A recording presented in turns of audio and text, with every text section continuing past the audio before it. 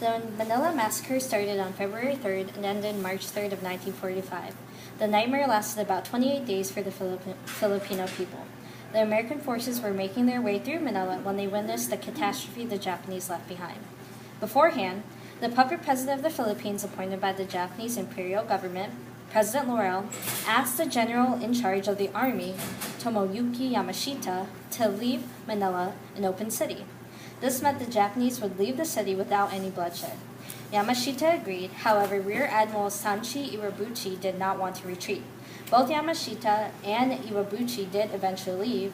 Unfortunately, Iwabuchi, who was under the Navy, decided to leave a path of destruction. The Navy and Army of Imperial Japan did not have a good relationship.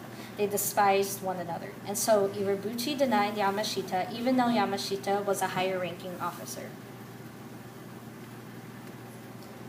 I'll be pointing out some major events that occurred during the 28-day massacre.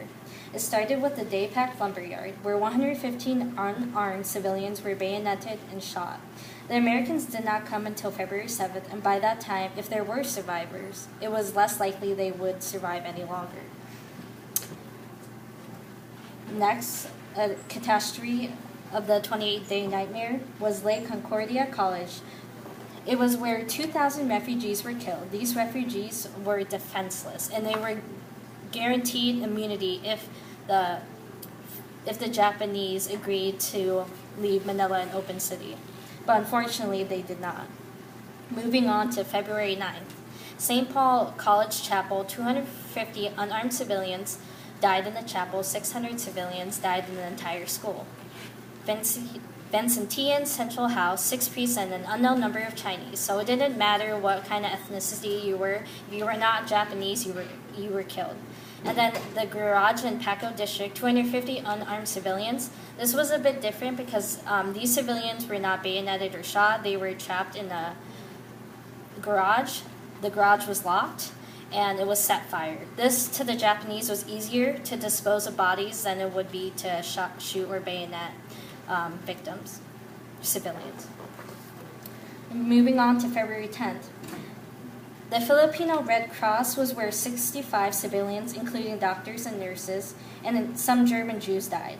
This was probably the worst of them all because the Red Cross was supposed to be given immunity, no matter if the Japanese were going to keep their promise of keeping the Manila an open city, because under the Geneva Convention, the Red Cross and other places where civilians were supposed to be safe were not given immunity, and that was very bad on the Japanese part.